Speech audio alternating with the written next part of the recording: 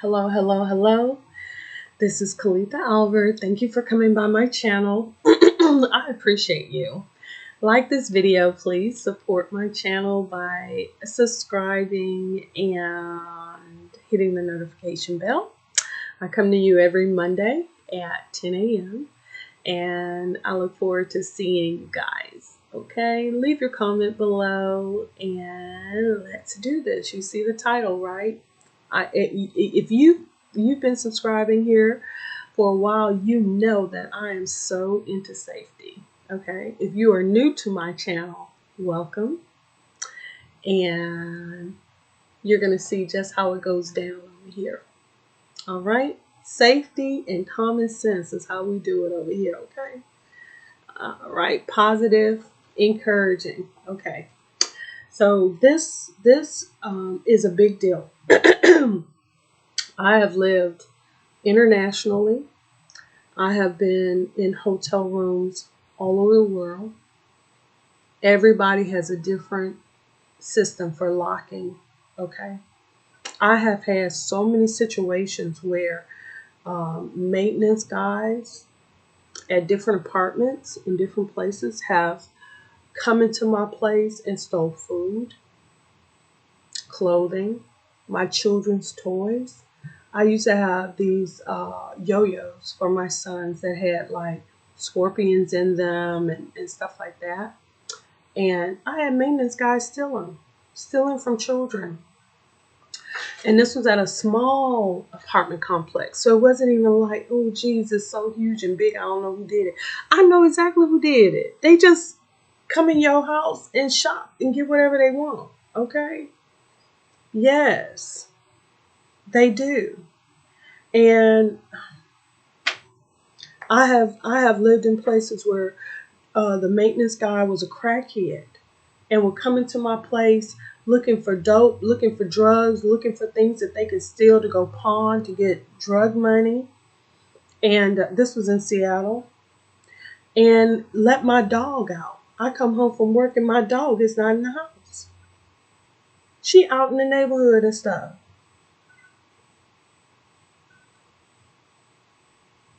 Because my maintenance man has been in my house stealing.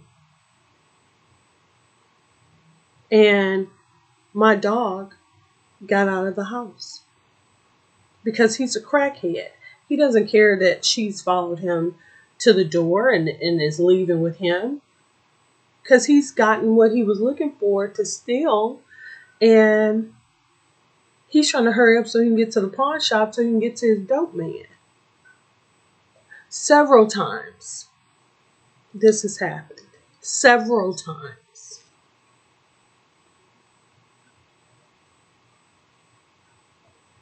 I'm telling you. Now, for my homeowners, I'm sorry about that, y'all. I'm sorry, but just the memory of it. And this has been over decades. Oh, safety, safety, safety. Get it all down into your spirit. Do you know how disgusting it is to come home to your place that you are paying to be and have some weirdo stranger person that ain't paying to be there to be up in your place? That is why they will shoot you in your face in Texas. Don't come on their property. They mean it. They mean that. It is a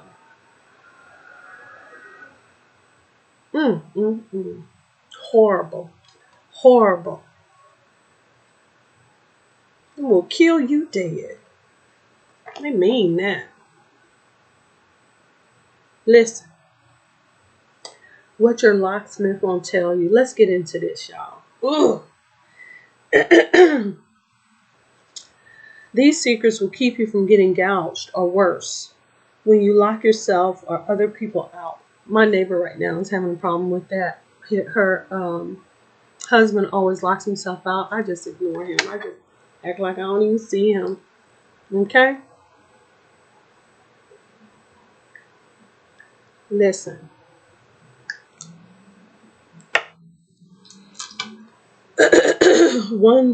Number one, Many locksmiths in the phone book or online are scam artists. They'll quote you a great price, but when you get there, they'll say you have a special lock they can't pick, or so they have to drill it open. Then they charge you $125 for a replacement lock. You can buy at Home Depot for $25. You can find someone reputable at findalocksmith.com. Okay, this is for homeowners.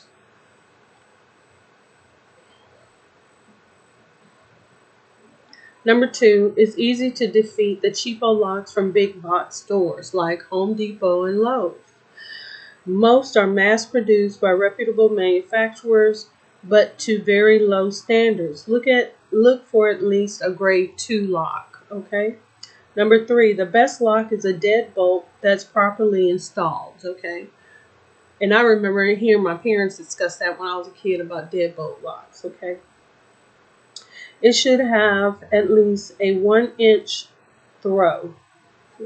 About that deep. Can you see that? 1 inch deep. That's what you want. It needs to be deeper than that, though, honestly.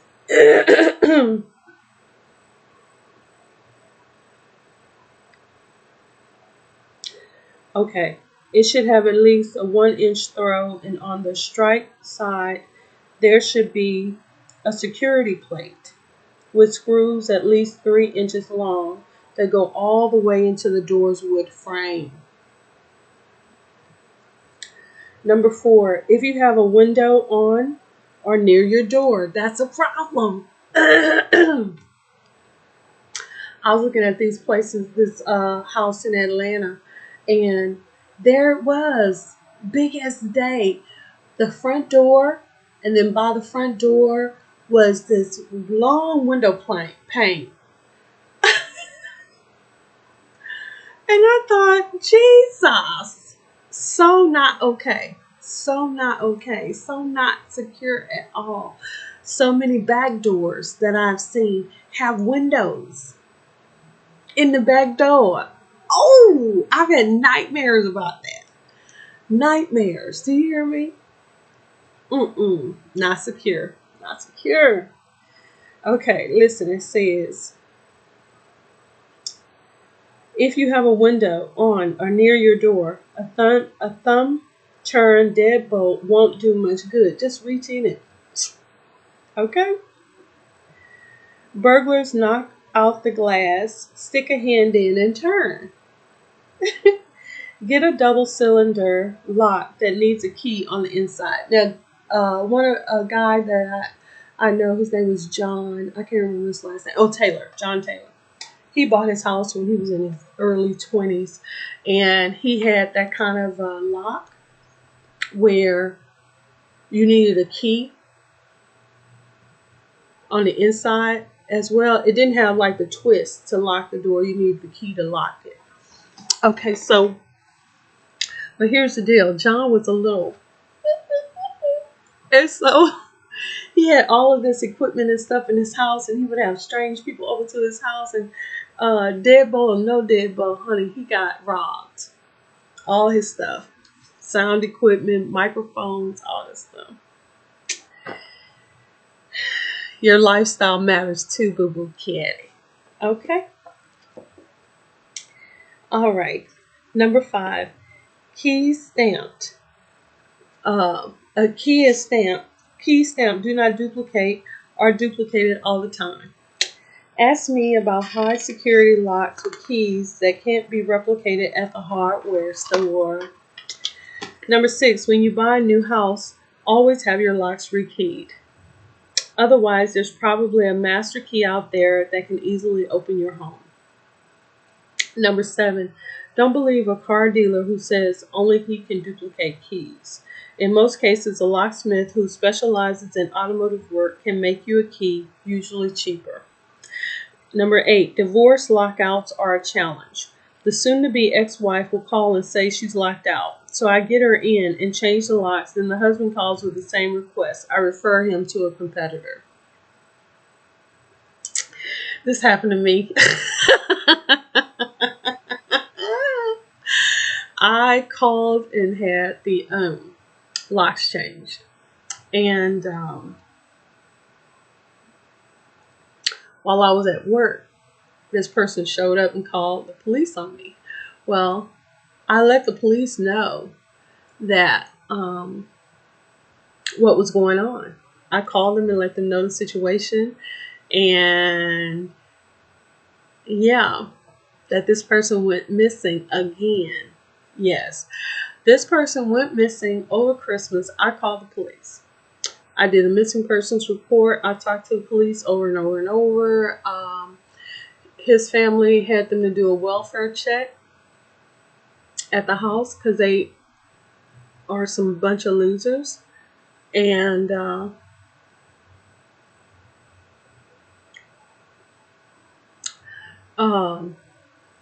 so it was a big deal. Everybody, all parties knew that this person created this whole kerfuffle.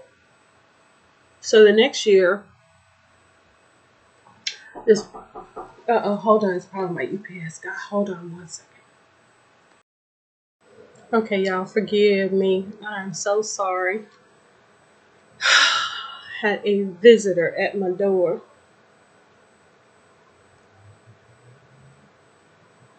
Okay, so the last thing I was talking about, I think, was divorce lockouts are a challenge.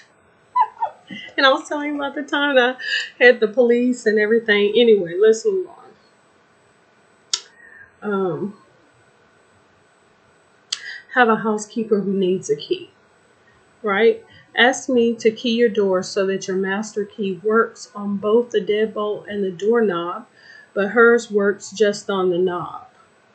On the day she comes, lock only the knob. Okay.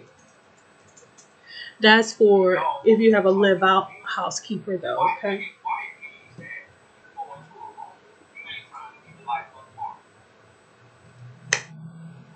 Okay, let's keep going.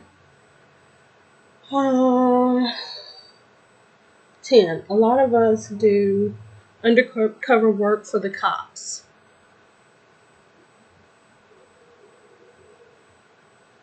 And the plot thickens. A lot of us do undercover work for the cops. We make keys for them and get them into places at 3 a.m. so they can set up surveillance equipment or put the bugs in place. It's part of the thrill of doing what we do.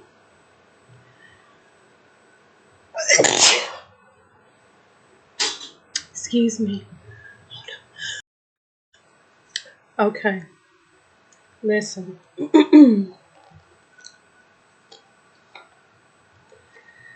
Number 11. I've seen my share of dead bodies. It's always a bad sign when the landlord calls to get into an apartment and nobody's seen the tenant for 10 days. With my neighbor, he was an alcoholic, and after Christmas, he went to stay with his family on Whidbey Island, but then afterwards, he was at home. But I was working graveyard shift at the Boeing Employee Credit Union in security. And so, and it was snowing, and when I would come home, of course, I would sleep during the day, so I never saw him. And then I'm at work all night, so I don't know what's going on.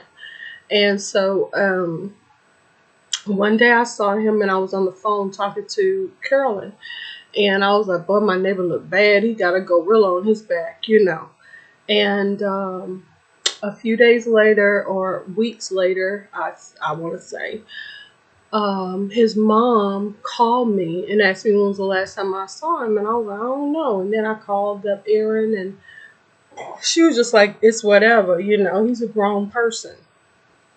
And so, sure enough, Tukwila police came, and he was dead inside of there, and had been dead for 2 weeks in there. His bodily fluids and stuff had leached into the carpeting and all of that kind of stuff, and they did not take him to the morgue. They did not take him to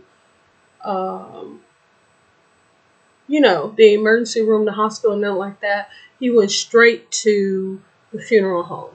And I think they had him cremated. But yeah. Oh, what do I want to say? Um, it wasn't a locksmith that they called to get into. At least I don't think it was. I think the police, some kind of a way, got in touch with the maintenance guy or something like that, or they had someone with the police department who was able to get in, because what it was is he had locks on the outside of his place, but then he had locks on the inside as well because he didn't work. And I believe while I was at work and stuff, he would see that the maintenance guys, whatever, would come into my house. You know, that's why Kitten would be on the outside, because they would come in there and they would let my dog out because they're crackheads. And that's that. So anyway, um, what I want to tell you. So he was in there for 2 weeks. And so I was going to sleep, going to work, doing my own little thing, and he was in there dead. Mm-mm-mm. So this is part of locksmith life, right? Okay. Number 12, try the door even if you don't have your key. I've gone to houses and found the door unlocked. I'm still going to charge you for the service call, though. Number 13, don't feel bad if you have to call me twice in a short span of time. I once had a guy lock himself out of his house 3 times in one day. All right, so that's that. Sources: Tom Rubinoff, a hardware salesman and former locksmith in Brookline, Massachusetts. Okay. Charles Eastwood, who operates Locksmith Charlie in Phoenix, Arizona, Bob DeWeese, a locksmith in Baltimore, Maryland, and Rick Bioch, owner of Carpolo Safe and Lock in Bridgeport, Connecticut. All right? All right. See y'all next time.